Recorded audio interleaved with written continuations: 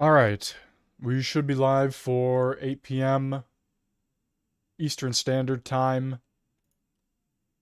8 p.m. Eastern Standard Time monitoring the situation, as they say. What? It's not necessarily slowed down by any means. There was an attack on Haifa, northern Israel, about 5 or so minutes ago. So let's get that going. Along the way. So if we never see any interceptors, I suppose that's kind of... Oh, there's one. There's one. On cam 11. There's 2 interceptors. 3. Okay, here we go, ladies and gentlemen. 4 of them. 4 interceptors. Goodness gracious, this is outrageous. There's another one. And you see him. Up on cam 5. Is that a ballistic missile coming in? Do we see that there? Uh-oh. You see him off distantly in the sky.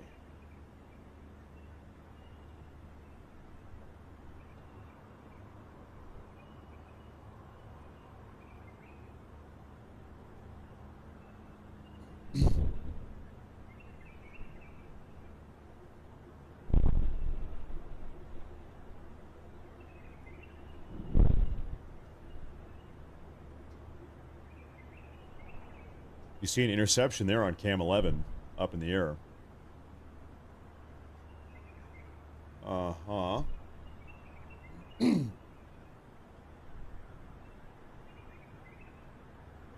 Another interception there.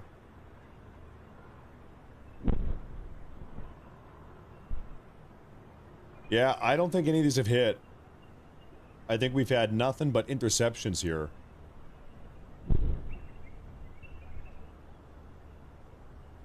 But honestly, it's really hard to tell a lot of the time. Interception. All of it in the top camera here, the Haifa Israel cam. This was the most recent barrage of missiles. Looks like they were all intercepted for the most part. Now if we go directly to the live. Empire.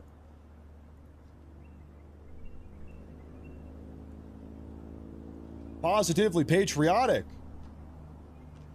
Thank you very much. Thank you very much. We also have this confirmation. Some civilian facilities sustained material damage as a ongoing situation in Kuwait. Here is the translated post from, I translated it, had it translated, not myself. Kuwaiti air defenses are still dealing with a wave of hostile drones that have penetrated the country's airspace. Some civilian facilities sustained material damage as a result of falling debris and shrapnel during the interception operation. The General Staff of the Army confirmed that air defense systems and warplanes of the Kuwaiti Air Force are still engaging hostile aerial targets within the framework of defensive measures taken to protect the country's airspace. Then it says follow instructions at the bottom, basically.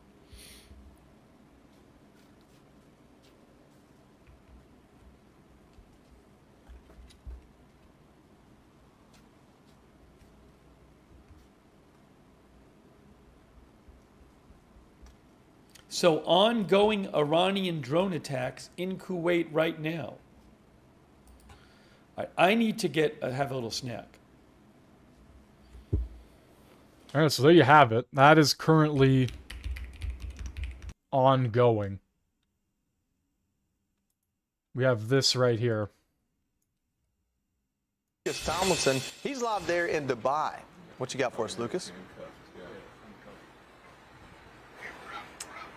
Joey, good evening. President Trump just spoke to reporters aboard Air Force One returning to Miami from Dover after attending the dignified transfer of the first 6 casualties of the Iran war. We're going to have a much safer world, you know that. So, you know, this is a minor excursion. But when this ends, we're going to have a much safer world. And we will have gotten rid of a lot of sick and demented people, the leadership. All right, so there you have it. That is currently ongoing. We have this right here. So ongoing Iranian drone attacks in Kuwait right now. I need to have a little snack. All right, so there you have it. That is currently ongoing. We have this right here. So ongoing Iranian drone attacks in Kuwait right now. I need to have a little snack. Thank you very much. Now, tonight, Israeli forces dropped bombs on Iran's oil refineries outside the capital. The U.S. and Israel together are averaging as many strike sorties per day as the entire coalition during the Gulf War. Part of the reason Israel is able to send so many jets 1,000 miles from their bases in Israel to Tehran, the same distance from New York to Minneapolis, by the way, is because the U.S. Air Force has 100 refueling planes in theater. That's twice the number used during Operation Midnight Hammer. And no country has been hit harder by Iran than this one where I'm standing, Joey. Over 40% of Iran's missiles and drones have been launched at the UAE. That's twice the number that have been launched at Israel. Recall the UAE is a party to the Abraham Accords establishing diplomatic relations with Israel. That was signed during President Trump's first term. And tonight, a skyscraper here in Dubai was hit by falling debris after a drone was blasted out of the sky. Authorities say the debris also fell into a car, setting it on fire and killing the Pakistani driver inside. And this morning, a drone also managed to slip through Emirati air defense systems and hit the Dubai airport, shutting down operations for a short time. And just some movements to report. Joey, the Ford aircraft carrier strike group has departed the eastern Mediterranean, has transited the Suez Canal, and is now in the Red Sea. The Abraham Lincoln strike group remains in the Arabian Sea. And the USS George H.W. Bush strike group, an aircraft carrier the president visited a few months ago, she is getting ready to deploy from Norfolk very soon. Real quick, Lucas, on that, is the anticipation that I believe it's the Ford strike group that's been out the longest, is the anticipation that one is replacing the other or that all three will stay there in operation? Could be, Joey. You're right. Ford has been at sea since June, and another month from now, of course, takes a long time to return home to Norfolk, where Ford is based. She could be looking at an 11-month deployment, so certainly that's a lot of tax on the crew and the aircraft carrier itself. Yeah, 11 months. How about that? And Bush could be replacing Ford, but with Ford in the Red Sea, getting farther and farther away from Norfolk, so we could see 3 carrier operations for a short time. Well, we got all that going on.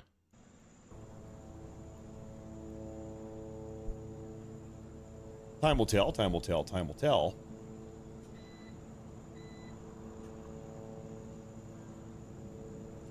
Love you, Matt, but I gotta go. UFC is starting.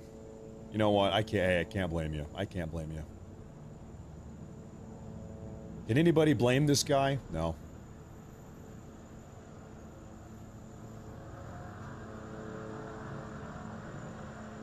While we wait for updates to come out of Oslo, I'm going to temporarily flip us back to our cameras over here in the Middle East.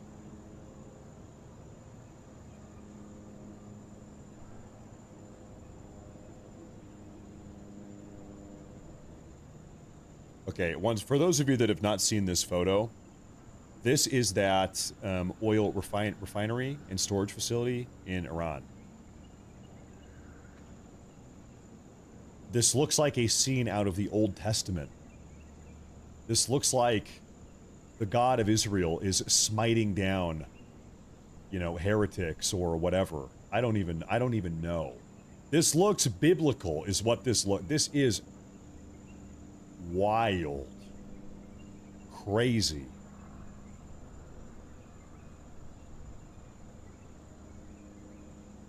The Lord God is smiting down those that deserve to be smote.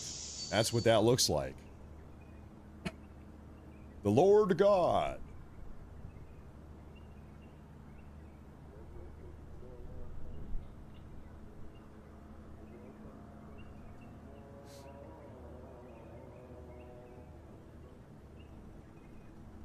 Now, back on U.S. soil, there seems to have been an attempted terror attack, Islamic terror attack on U.S. soil earlier today. There's a content creator. I don't know what you would call him. Oh, Jake yes, Lang. I heard about this. I think you know him. He's always going to protests and counter-signaling against Muslims. Okay. He's a Christian nationalist. Anyway, he had 2 individuals that threw an it's an IED. It's an improvised explosive device at him and tried to blow him up earlier today, a couple hours ago. Don't mock God. Why? Wait a minute. Why would you think I was mocking God? I was not mocking God. I don't know why you would think that. Of course not. Where's our footage? There he is. There it is. There's our footage.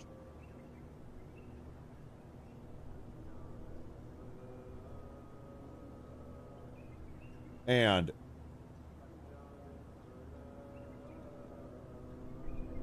oh, hey, are these people doing, they're doing their, oh, what time is it? Yeah, it's 5 or whatever. Whatever time it is. They're doing their Aloha snack bars.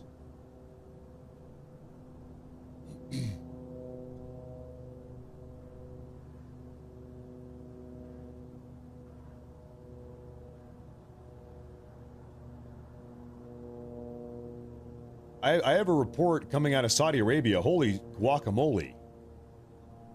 Saudi Arabia has just issued a direct threat to Iran. They say, attack our territory or our energy infrastructure again, and we will be forced to retaliate.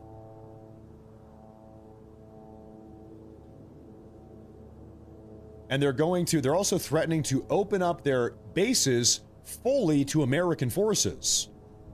Right now, we can use the we can use the Saudi Arabian bases in a limited capacity.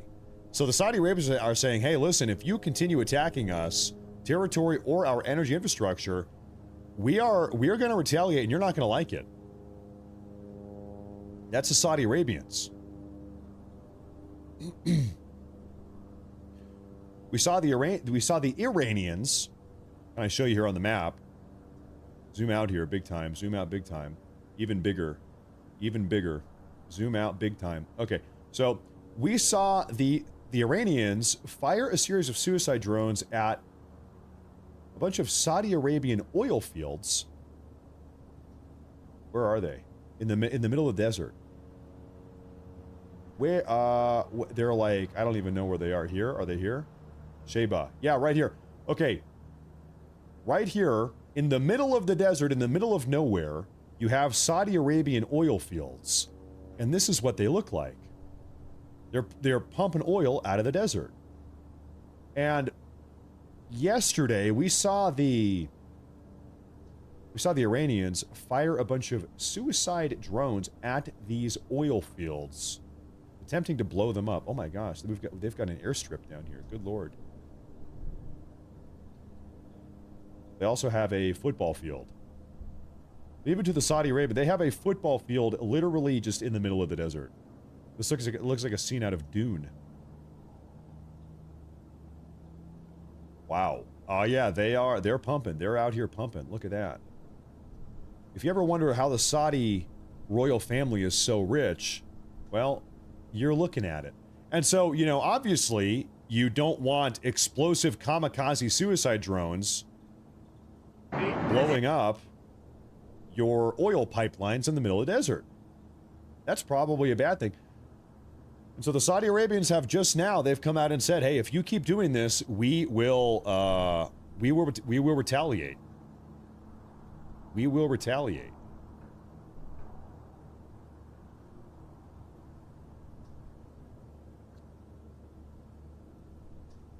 Seems like all of these countries down here in the Middle East, it seems like they've kind of had enough. They've had enough of these Iranian antics. They've had enough of these suicide drones and the ballistic missiles and the Hezbollah rockets. Everybody's just getting a little bit tired of this. That seems like kind of what's happening here.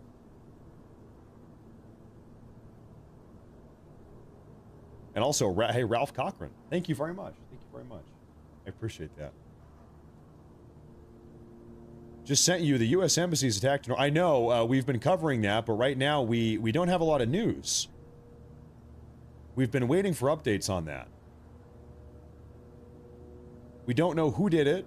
We don't know if it was actually a terrorist attack or it could have been an accident. I don't know. I would speculate that it was a terror attack. A specific type of terror attack.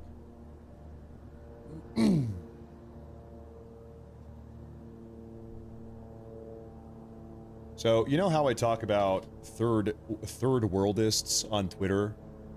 Look at this. Here's a prime example. This is he has the Palestinian triangle. This represents Palestine. Palestine. Explosions close to the American embassy in Oslo. Let's effing go. So you have people celebrating this. I kid you not. Whoa, the American embassy in Oslo in Norway got blown up? All right, let's go. Third worldists. third worldists.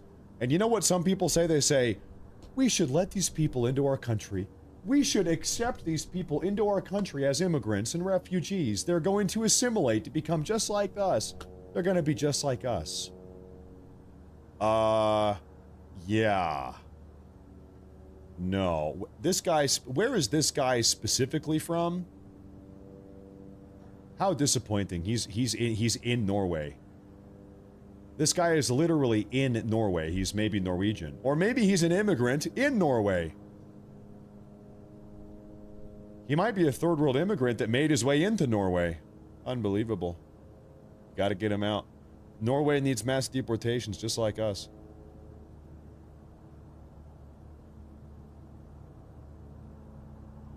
He's already inside. He already made it in. I hate to say it. Antifa. Norway has some Antifa. That's true. Some Antifa.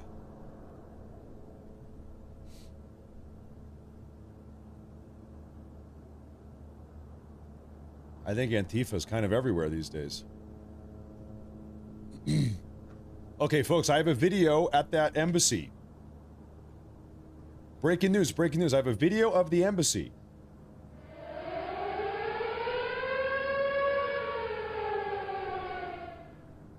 Okay, so that red alert, incidentally, that's back in Israel, and that's on the confrontation line. You don't need to worry about that one.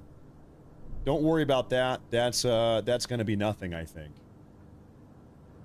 This is the video of the embassy, U.S. Embassy in Oslo.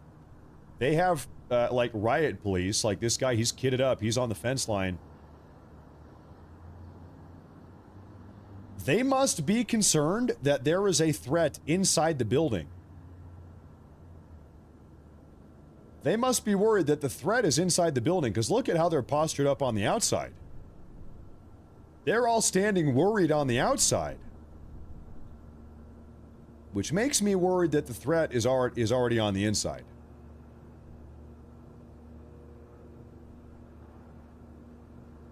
Now, heavily armed police officers and other emergency services seen outside the embassy in U.S. Embassy in Oslo, Norway, following reports of a possible explosion near the embassy. And that's the video we have.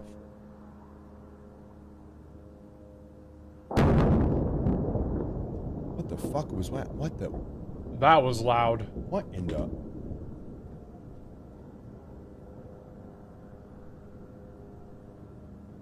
That must have been an Israeli airstrike in Beirut, but we don't have that on camera. We don't have that on camera. We didn't see it. I heard the boom. Heard it. Did we see a quick flash? I'm still eating my snack. I'm sorry, but I thought I saw a quick flash. So it was Beirut. Then I heard a boom. I'm going to get rid of this. Where was that flash? Hold on. I can go back and show it to you. I thought I saw the flash on the horizon. Wasn't it like back on the left or something? The flash, guys? Oh, I'm sorry. This is Beirut. I hadn't even updated my. It should have said Beirut and Tel Aviv, but it said Beirut. It said Tel Aviv because I never updated. I'm sorry.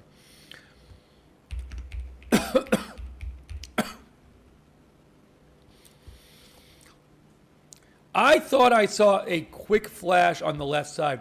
That might have been a roof knock strike where they, on the top left, I'm still having my snack, but let me just check here.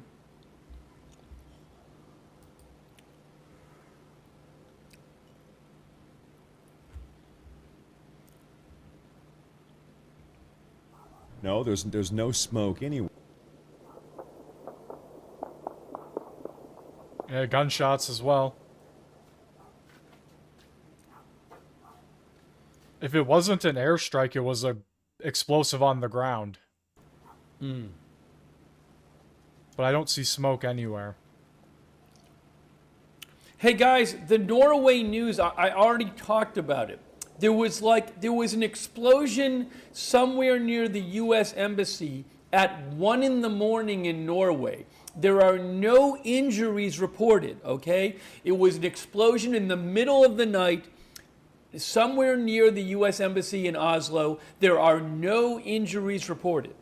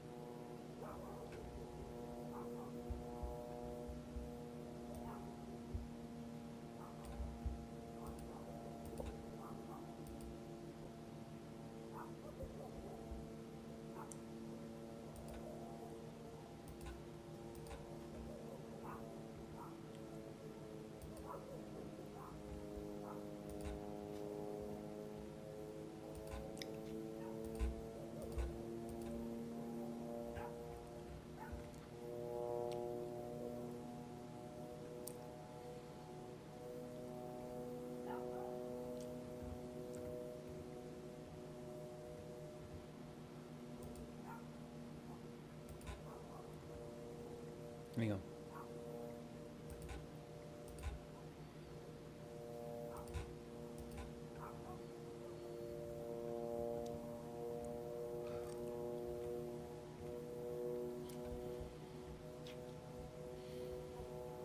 I don't want to rewind to get the flash. I don't think it's worth it. But that might have been a roof knock because it looked like there was a quick flash and a bang. And sometimes that's a warning strike for when they're going to actually blow a building up.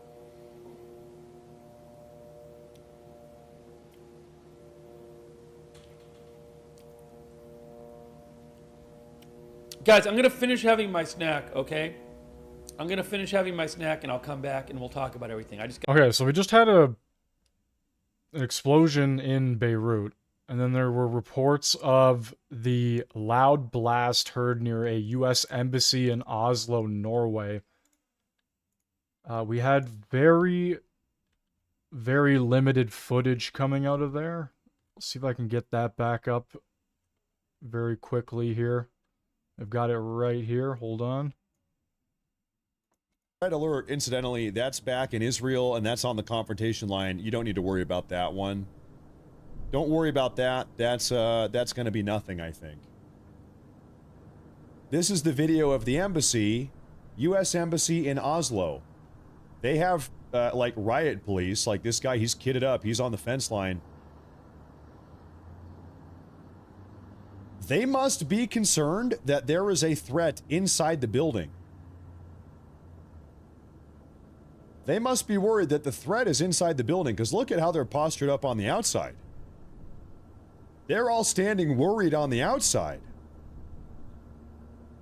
Which makes me worried that the threat is already on the inside.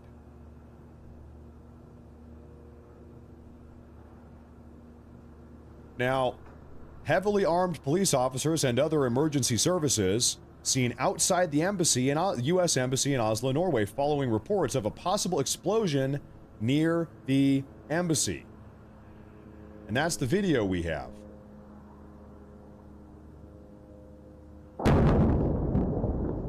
What the fuck was that? What the?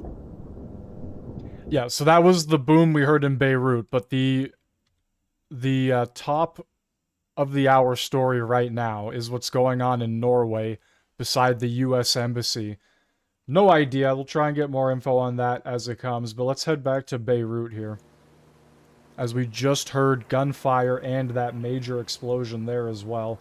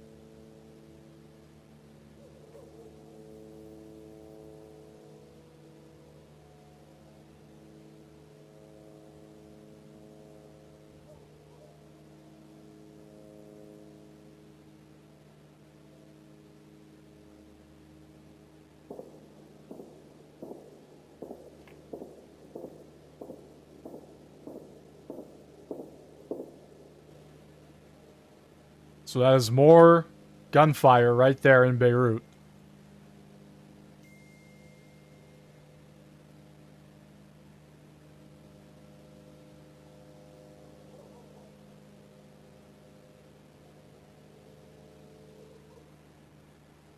And we got this video coming out right here. Hold on. Let me rewind it from the beginning.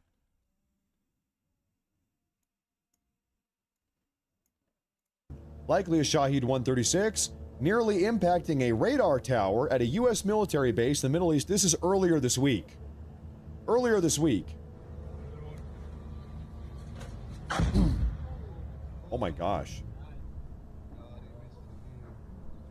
They hit the base of it. It knocked the lights out on that motherfucker. They took the power out. Still standing? Yeah. That thing's fucking. Did you get that shit? I got.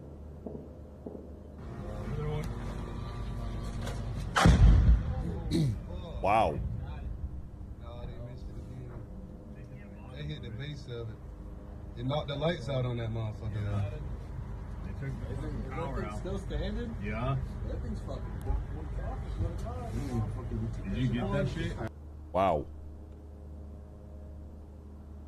So anyway, that video is from a couple days ago. A couple days ago from a U.S. military base in Kuwait. Jeanette says, saw on Facebook, possible bomb launched at protesters. Yeah, you're talking about in New York, where with Jake Lang. Yeah, seems like there was some protest, and Jake Lang, who's infamous for counter-protesting against Muslims, like he will bring like pig heads and vials of pig blood and smatter pig blood and stuff. He'll burn Qurans and stuff. So more power to him. He's like I think he's a Christian nationalist type of guy. And then he'll film it all. Anyway, he was counter protesting a bunch of Muslims in New York City today, I think. And seems like two young Muslim men made an improvised explosive device and threw it at him and tried to blow him up. But I believe that the device did not end up exploding. I think it didn't detonate. It didn't go off, so nobody got hurt. I think nobody got hurt.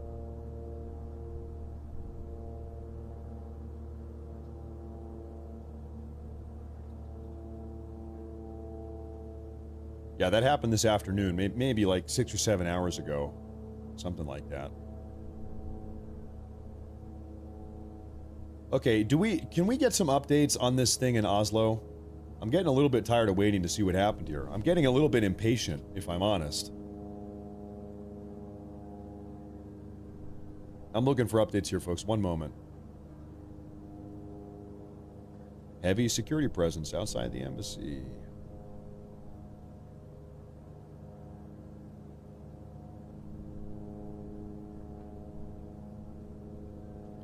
Norwegian police say a loud blast has been heard near the U.S. Embassy in Norway's capital, Oslo. We know that. We want to know who did it. Did anybody get hurt? So far, we've heard that nobody's been hurt. No injuries reported.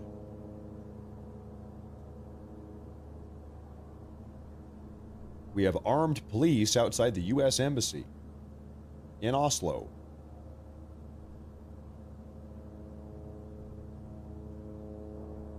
Oh my gosh, it's been 11 and a half hours. Holy smokes. Holy guacamole, man. Alright, and while that is going on, we'll be looking for more updates here. And you have Steve Witkoff here. We have some additional questions. You're 1 week in now, sir. You're 1 week in at this point. How long, as of now, do you expect? Well, I think we've accomplished more in 1 week than anyone thought possible. We've wiped out their Navy, 44 ships. We've wiped out their Air Force, every plane. We've wiped out most of their missiles. You see, the missiles aren't coming much anymore. We've also hit their manufacturing areas where they make the missiles very hard. Their drone capacity is way down. And we've hurt them where it hurts. Including about every form of leadership you can have, we've wiped out. You still expect up to 6 weeks total? I don't know. I don't know. I never project that, whatever it takes. But the military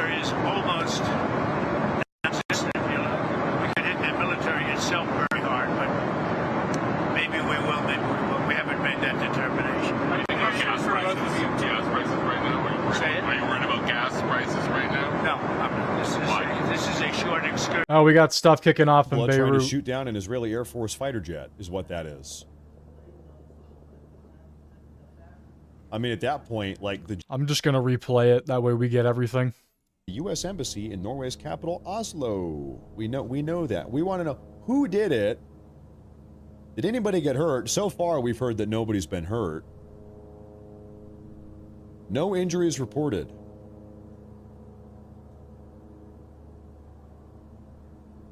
We have armed police outside the U.S. Embassy in Oslo.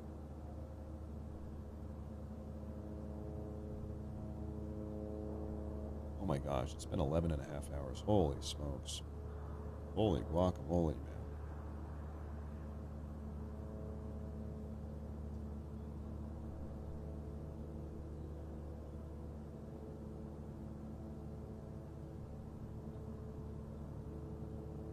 Yeah, we don't have any new news here about this.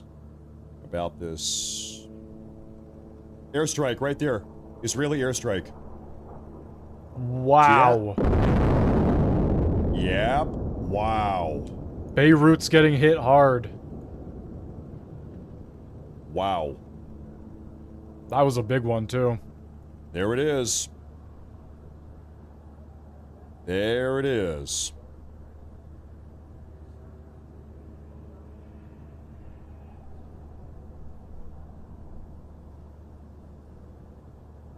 Kaboom. Wait, do we have red alerts? Is that right? No, I don't see any red alerts. Okay. No red alerts right now. Anti-air fire, right there, anti-air fire. That's Hezbollah trying to shoot down an Israeli Air Force fighter jet, is what that is. I mean, at that point... Got a closer angle of it here.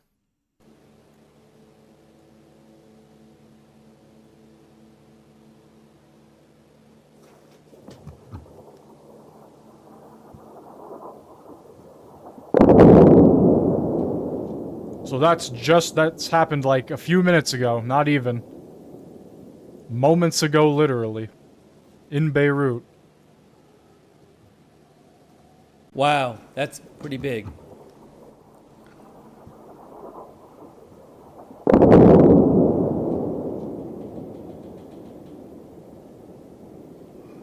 So a new airstrike in Beirut. You just saw it. Some sort of Hezbollah target. Israel has been targeting what it says are Hezbollah targets. Just give me a little bit longer, guys. I'm coming back in a couple minutes. I'm gonna forward to live now.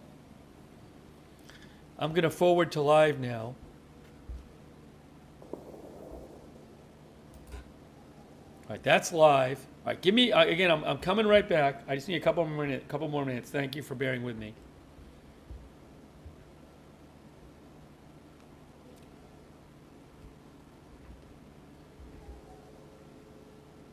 Right.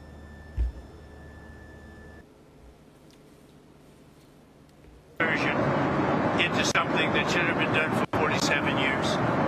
47 years it's taken to do this, and no president had the guts to do it. Are you worried you're going to end up coming back to Dover for more of these such dignified transfers? I'm sure I hate to do it, but it's a part of war, isn't it? Mr. Who are you with? The Washington Post. When you say it's a part of war? The deaths are part of war, yeah. Yeah, it's part of war. It's a sad part of war. It's the bad part of war. Mr. President, did the United States bomb a girls' elementary school in southern Iran on the first day of the war and kill 170? No, and based on what I've seen, that was done by Iran. Is that true, Mr. Nixon? It was Iran who did that? We're certainly investigating. Still investigating. But the only side that targets civilians is Iran. We think it was done by Iran. Can you give us an Because idea? they're very inaccurate, as you know, with their munitions.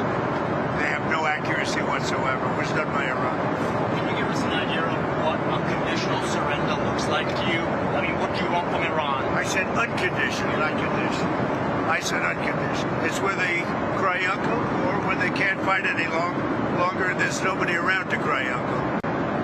That too, because we've wiped out their leadership numerous times already. So it's if they surrender, or if there is nobody around to surrender, but they're rendered useless in terms of military. Mr. President, can I ask you? I asked you a question yesterday. You said it wasn't the right time in that event, but he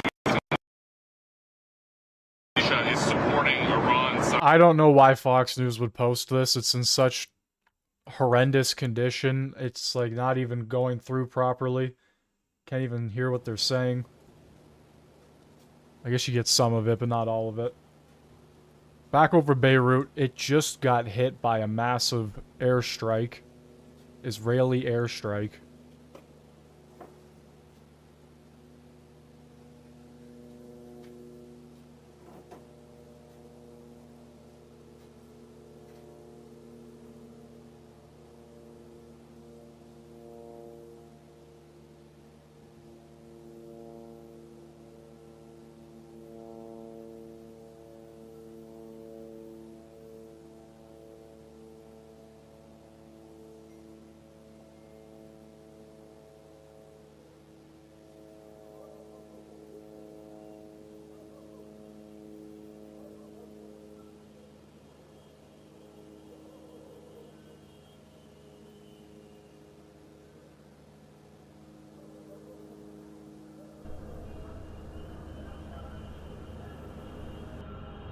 You hear a lot of honking down there.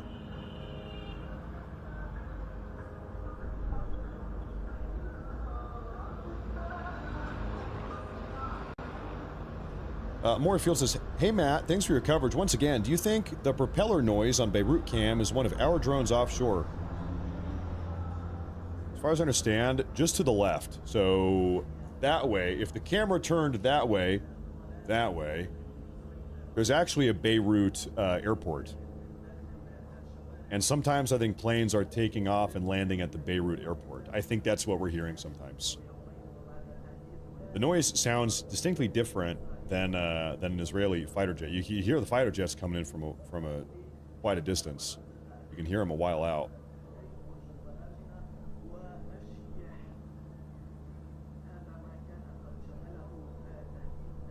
Folks, it has been a wild day. It's been a wild night. It has been a wild night. I think after today, it is fair to say that Iran has adequately pissed off every single one of its regional neighbors. If they weren't all pissed off prior to today, now they most certainly are. 100%. Now they most certainly are.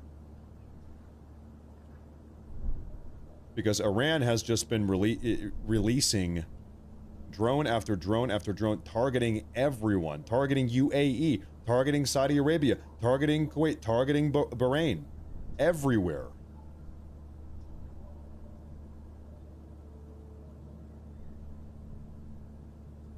Most of them get intercepted. In fact, almost all of them. JF says America first. That is right. That is right. We've got this footage because we're looking over Lebanon and all of that. We got some aftermath footage here from Associated Press. They posted it 5 hours ago, so this is probably from some point today or yesterday.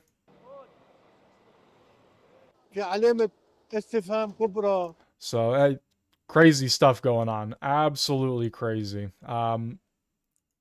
Skip through a bit of that. Not going to obviously watch the whole thing there, but we go back over Lebanon right now. It looks like there's a fire building where that strike hit over in the corner there. His blood will be on your hands. Okay, I'm looking at the chat here, and literally every single person is saying yes, yes, yes, yes, yes, yes, yes, yes, yes, yes, yes, yes, yes, and yes, yes, yes, yes, yes.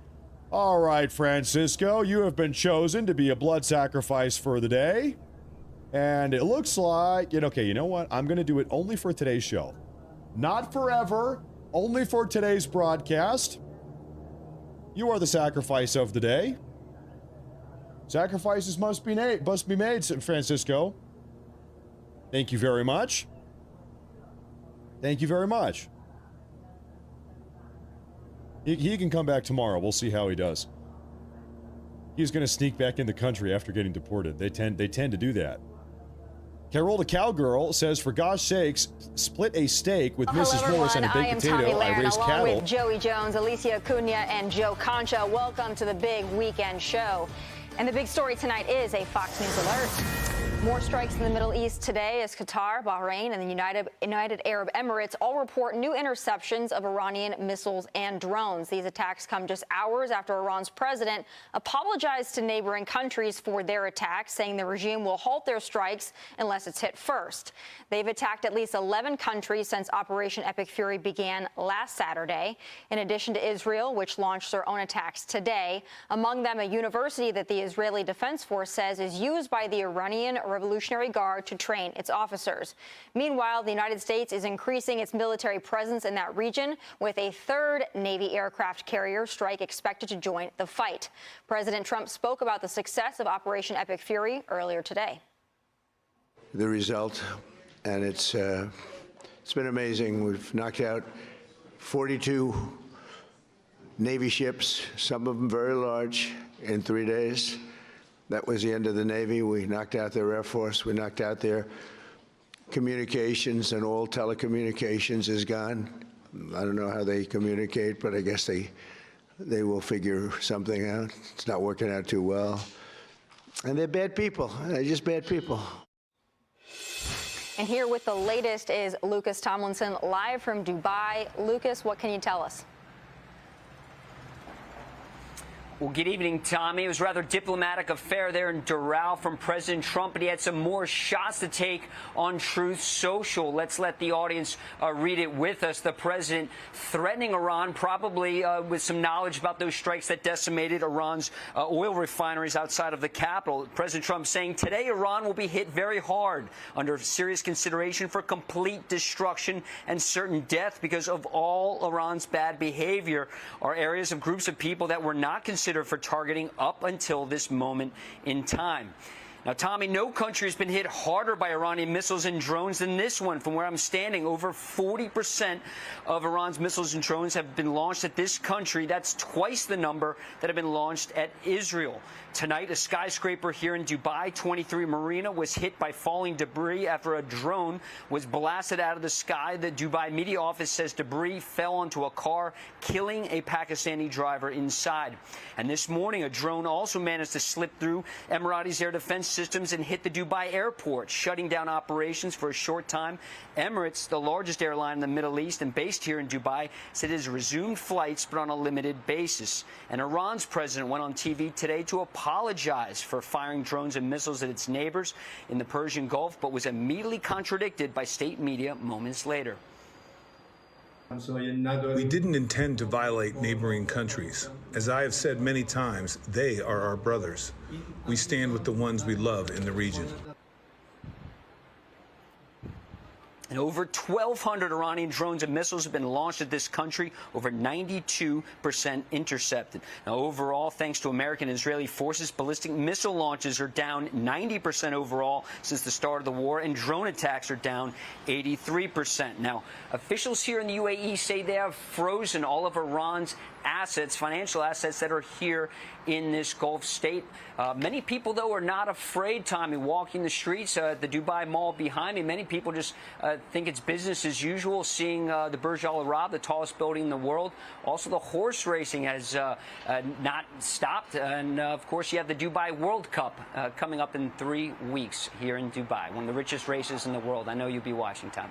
Absolutely. We'll be watching you, Lucas Tomlinson. Thanks so much and stay safe. All right, President Trump again emphasized the importance of taking out the Iranian regime earlier today. When you look at October 7th and beyond October 7th, look at all the killing that they've done over the years, for 47 years. And this had to be done. They were very close to a nuclear weapon. And now the president is laying down the terms for an end to the conflict, writing on Truth Social, quote, "There will be no deal with Iran except unconditional surrender." But Iran's president is dismissing these terms, saying it's a, quote, "dream that they should take to their grave." Very interesting.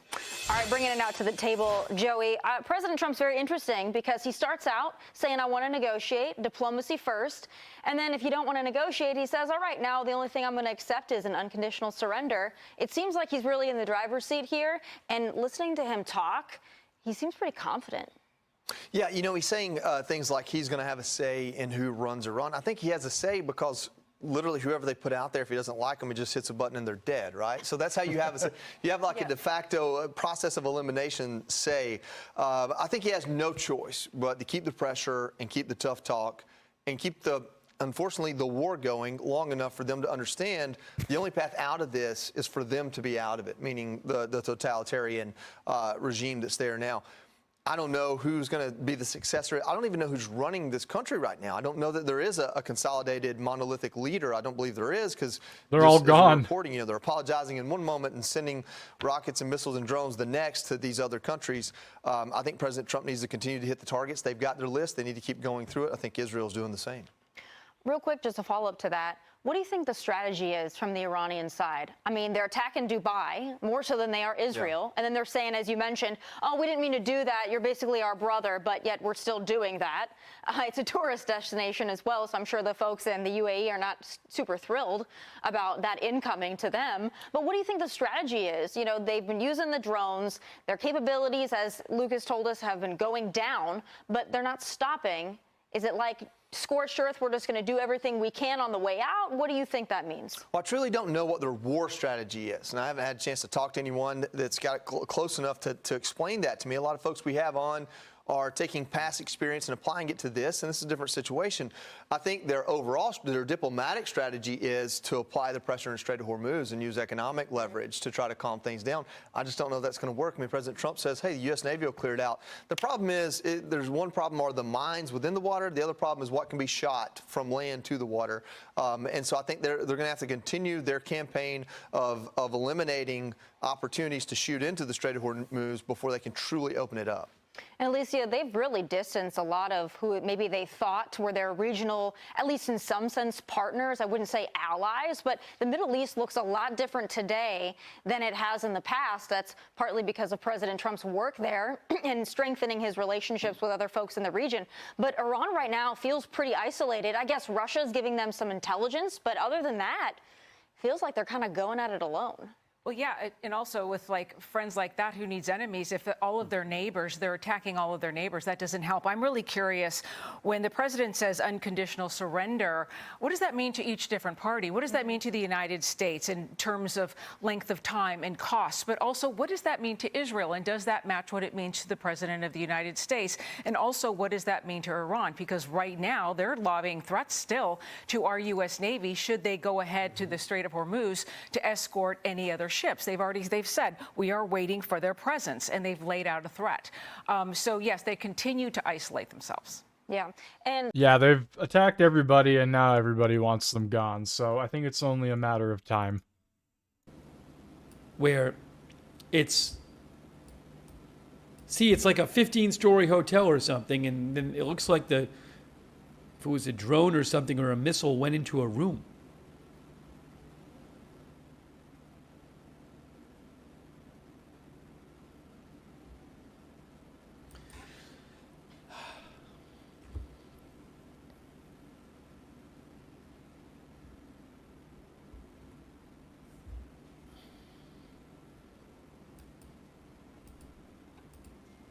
I don't know if any people who were not targeted got hurt or killed.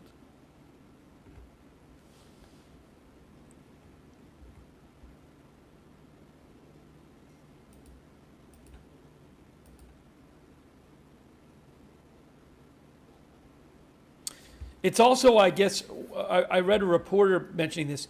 This isn't the southern suburbs of Beirut. That's the city of Beirut. So it's more provocative to do it there Not that it's not provocative anyway, but it's especially provocative there.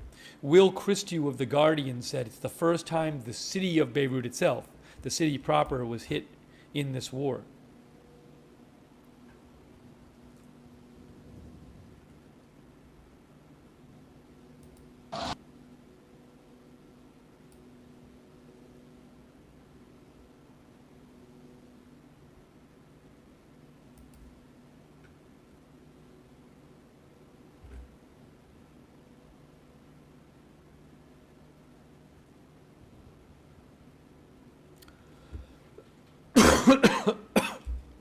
Sorry.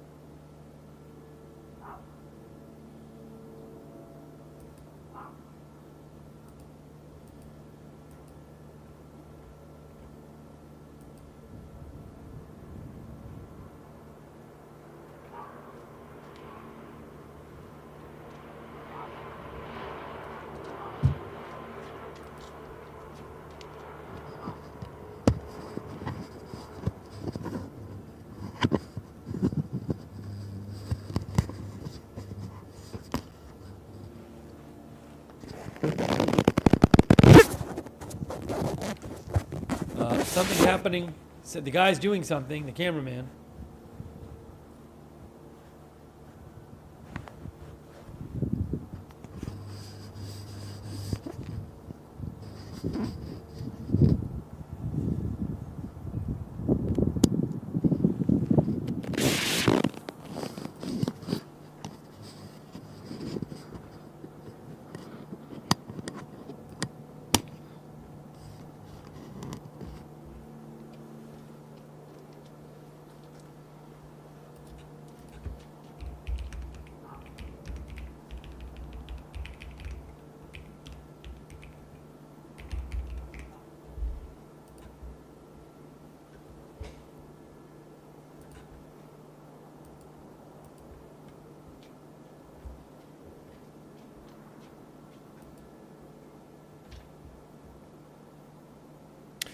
Four people were dead and 10 injured in that Israeli strike at a Ramada hotel in the heart of Beirut, which Israel said was targeted at Quds Force Lebanon Revolutionary Guard members.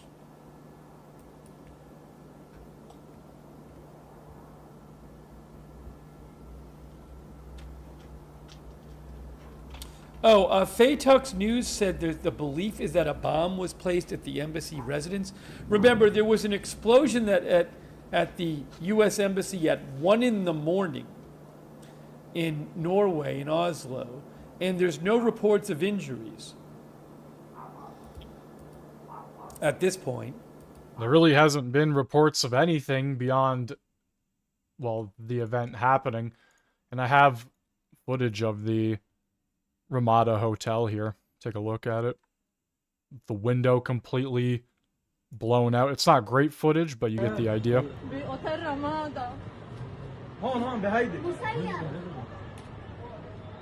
So yeah, it's going down, that's for sure.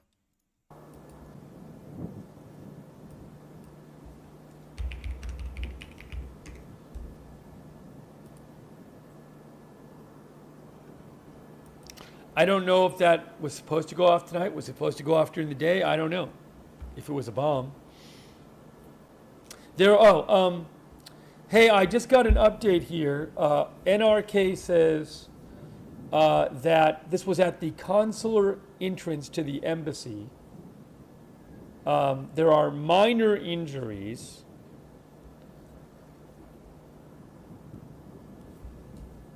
They're going to have a press release. They're going to investigate there. They have found nothing to indicate further danger in the area.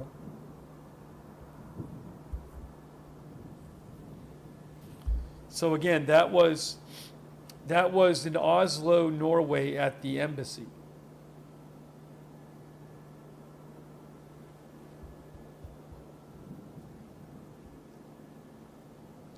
One of our viewers said could be a proxy or other solo type terrorist. No idea. Glad nobody was seriously hurt.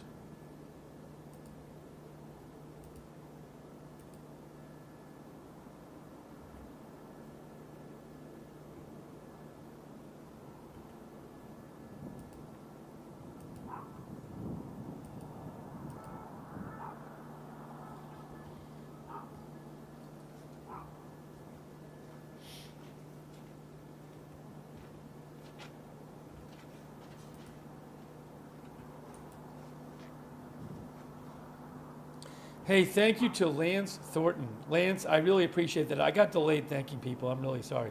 Thank you so much, Lance Thornton. Also, J Murphy 536. Hey, thanks so much, FlipX. Thanks, FlipX. And again, Lance Thornton, so kind of you, Lance. Also, News with Snacks. Did I thank James Craig before? I hope I did. Tracy Ann. Jeff Manji says, I hope they can contain this war from expanding. There is something off about this. Thanks, Jeff. Lioness. Thank you, Lioness. And The Freak Show. And Althea Thune. Some Dre Bloke. Thanks, Some Dre Bloke.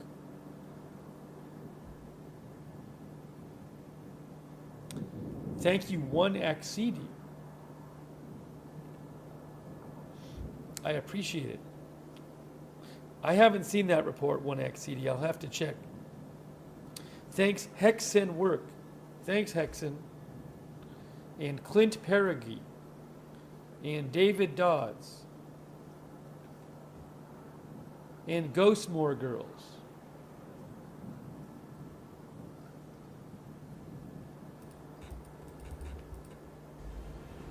Still to come in Saturday in America, General David Petraeus on the potential Mideast ally that is amassing on Iran's border. Plus, Christianity growing fastest in Iran, a country where believing in Jesus is punishable by death. 2 Iranian Christians are here to tell us why. But we begin with our breaking news this morning. President Trump warning Iran it will be hit hard today as he is now en route to the dignified transfer of our 6 fallen service members. Nate Foy is in Tel Aviv with the very latest. Nate. Hey, Kaylee. So at this hour, Israel and Hezbollah are exchanging fire across Israel's northern border with Lebanon, while the United Arab Emirates are reporting incoming Iranian ballistic missile fires and a drone attack as well. So take a look at some of the damage here in these regional countries. This all comes after Iranian President Masoud Pezeshkian promised that Iran's neighbors would not be attacked anymore. Right here, you see the Dubai International Airport got hit with an Iranian drone this morning. Shortly before that, an Iranian drone damaged an oil facility in southern Iraq. Iran also claims it hit an oil tanker in the Strait of Hormuz this morning. Meanwhile, Israel launched a new wave of strikes in Lebanon. Take a look at this new video. Israel's defense minister, Israel Katz, blames the president of Lebanon for not disarming Hezbollah. The U.S. bombing campaign continues in Tehran as well. President Trump promises, as you mentioned, a big wave of attacks today, as so far the U.S. has struck more than 3,000 targets in Iran during the first week of Operation Epic Fury. The U.S. also sunk 42 ships at least, as the U.S. continues to upgrade Iran's offensive and defensive capabilities. Also, we're learning from an overnight Israeli strike in Tehran that Israel destroyed at least 16 planes at an airport in Tehran used by Iran's IRGC. We'll send it back to you, Kaylee. Nate. Crazy stuff. That's the quick update on everything going on, and that has happened today.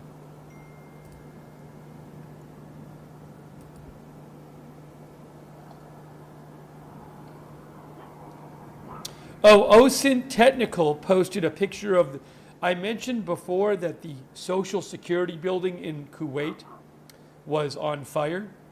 It had been hit by a drone. So OSINT Technical posted a video of it.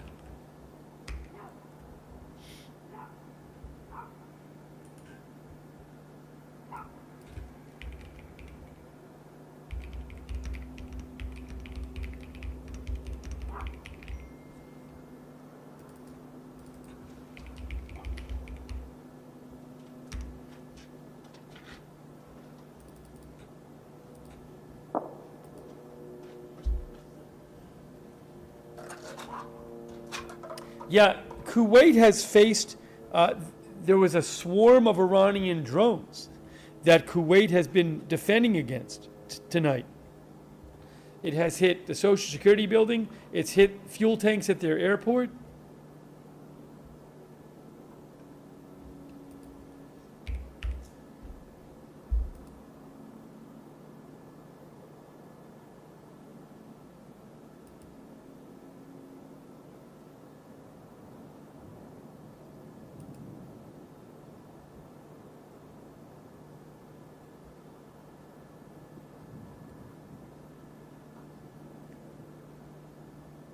No, I have not gotten a webcam from Kuwait all night. Intel cams had one at one point.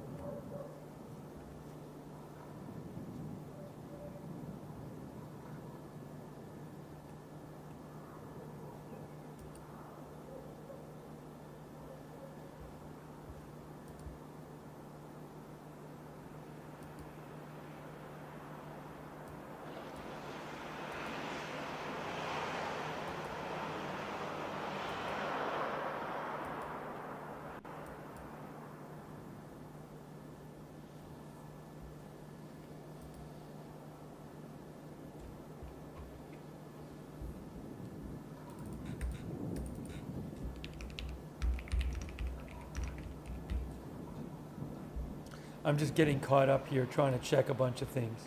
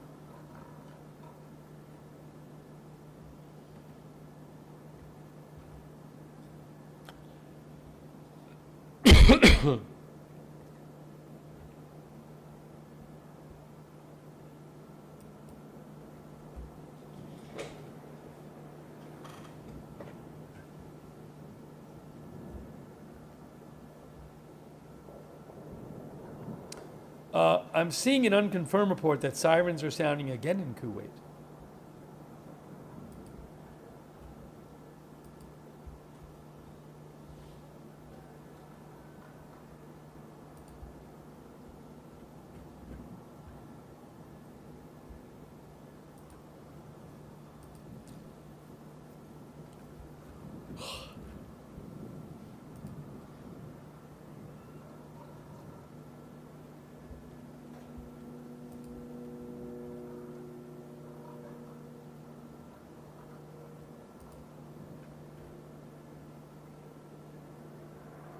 Yeah, again, I'm seeing reports of maybe another Iranian attack underway in Kuwait, guys. Possibly. Seeing some reports online. Yes, Kuwait Army. More Kuwait drones. Oh my gosh. Look at this. More Iranian missiles and drones attacking Kuwait right now.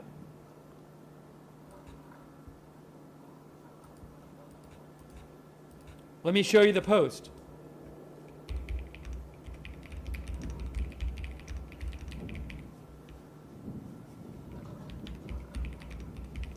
Wow, this is ongoing.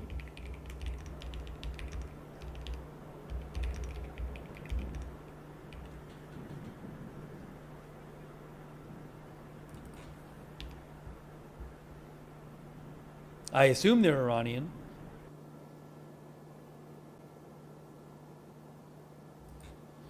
This was just posted by the Kuwaiti army guys. They just posted. Check this out. Just posted 2 minutes ago. This has been going on for like hours, I feel like, in Kuwait. 2 minutes ago.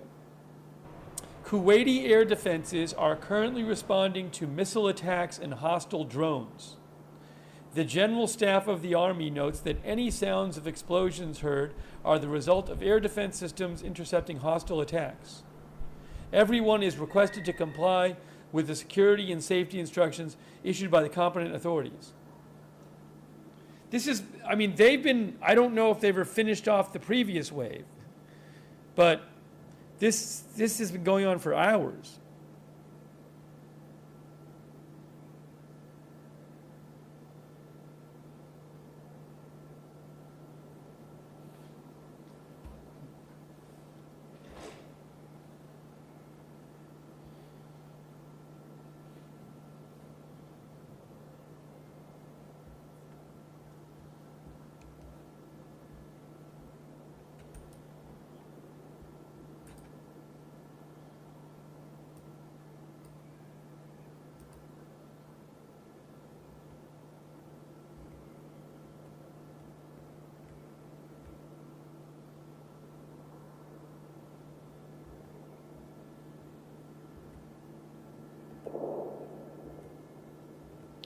If Kuwait had like just open news coverage and there were just live shots of hours of drones flying overhead, I think it'd be an enormous story.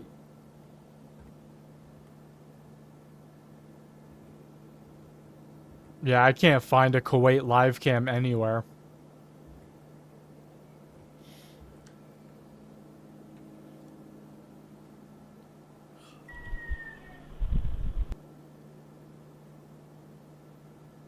Why is Iran attacking Kuwait? Presumably to put pressure on the U.S. and Israel to stop the war. That'd be my guess. Or to have them put pressure.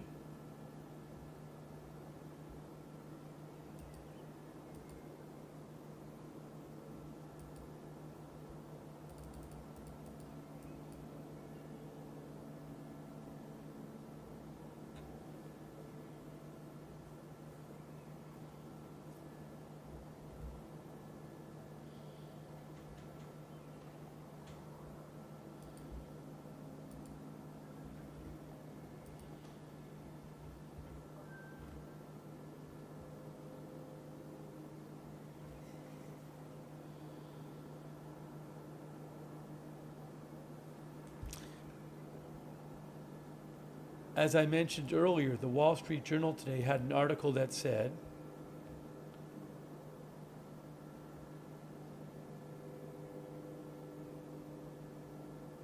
determination is absolute. And I think our chairman of the Joint Chiefs of Staff said it best. To those who would test our resolve or threaten the United States, our allies, or our interests, understand clearly we can reach you, we can sustain the fight, and we can scale the fight, and we will prevail. Lucas Tomlinson joins us from Dubai with the latest developments in the Middle East. Lucas. Well, good evening, Laura. President Trump spoke to reporters aboard Air Force One returning to Miami from Dover from that dignified transfer to honor the first 6 casualties of the Iran war. And the president said while he's looking for new leadership in Iran, one group he says will not be taking the reins are the Kurds, who only make up 10% of the population. We don't want to make the war any more complex than it already is. No, you've ruled that out. We don't want. Yeah, I have ruled it out. I don't want the Kurds going in. I don't want to see the Kurds get hurt, get killed. We've had a good relationship. They're willing to go in, but I've told them I don't want them to go in. Now, tonight, Israeli forces dropped bombs on Iran's oil refineries outside the capital. Laura, the U.S. and Israel are averaging as many strike missions per day as the entire coalition during the first Gulf War. Part of the reason Israel is able to send so many jets 1,000 miles from their bases in Israel to hit Tehran, the same distance between New York and Minneapolis, is because the U.S. Air Force has provided 100 refueling planes in theater. That's twice the number used during Midnight Hammer. And no country has been hit harder by Iran than this one, where I'm standing, Laura. Over 40% of Iran's missiles and drones have been launched here at the UAE. That's twice the number that have been launched at Israel. Recall, UAE is a party to the Abraham Accords, establishing diplomatic relations with Israel during President Trump's first term. And tonight, a skyscraper here in Dubai was hit by falling debris after a drone was blasted out of the sky. Authorities say the debris also fell into a car, setting it on fire and killing the driver inside. This happened after Iran's president said his country would not be attacking his neighbors anymore. The decision was communicated to the armed forces that from now on they should not attack neighboring countries or fire missiles unless those countries attack us. Now, this morning, a drone also managed to slip through Emirati air defenses and hit the Dubai airport, shutting down operations for a short period of time. And in the Arabian Sea, the USS Abraham Lincoln continues launching her jets to strike deep inside Iran. The Ford aircraft carrier strike group has now been moved into the Red Sea from the eastern Mediterranean via the Suez Canal. And now a third aircraft carrier strike group is getting ready to set sail from Norfolk. That would be the USS George H.W. Bush, which your father-in-law visited off the coast of Cape Hatteras just a few months ago, Laura. That's right. All right, Lucas Tomlinson, stay safe over there, and thank you so much for bringing us the latest. Remember that one. All right, let's bring in our expert panel. Matthew Wiz Buckley, a retired Navy fighter pilot and Top Gun graduate, and Stefano Rittendale, a former military intelligence officer and chief intelligence officer for Atorius. Matthew, I'm going to start with you. Let me get your general assessment. After 1 week of this conflict, you heard what the president said in terms of the results that we've seen so far. So what do you think have been maybe the most important strategic moves by both the U.S. and the Israeli Defense Forces? Well, good evening, Laura. Thanks for having me.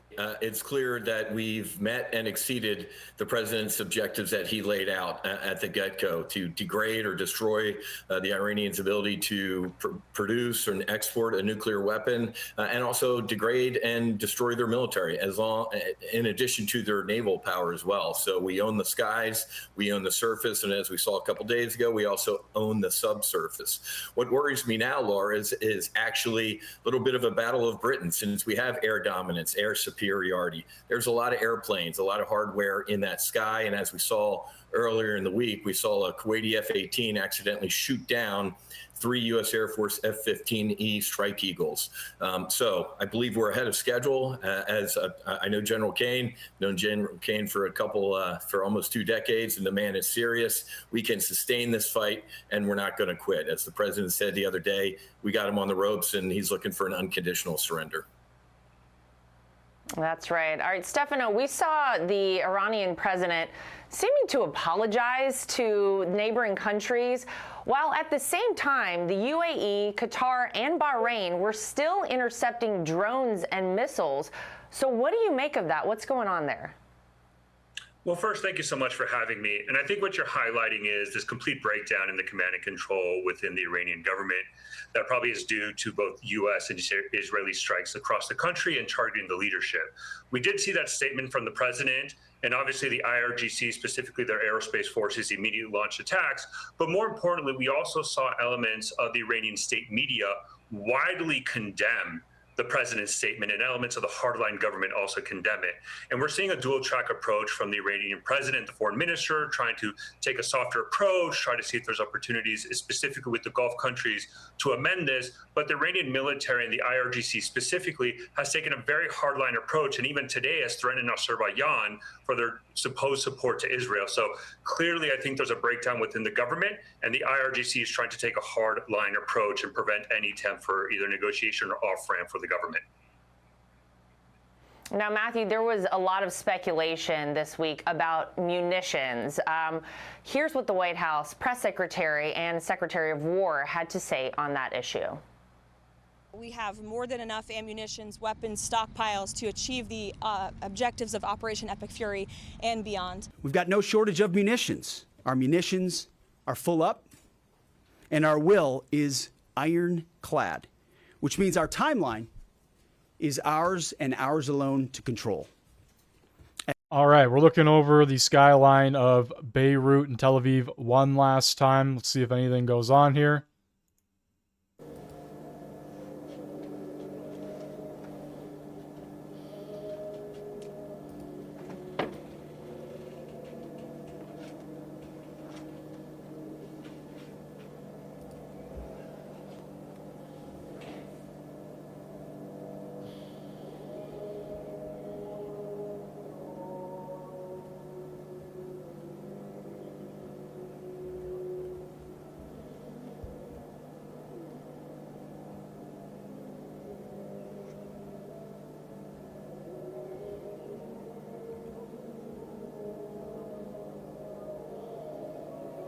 Still don't have any updates on the U.S. Embassy in Norway. It looks like there were no injuries being reported so far, but a loud bang was heard near the U.S. Embassy in Oslo, Norway.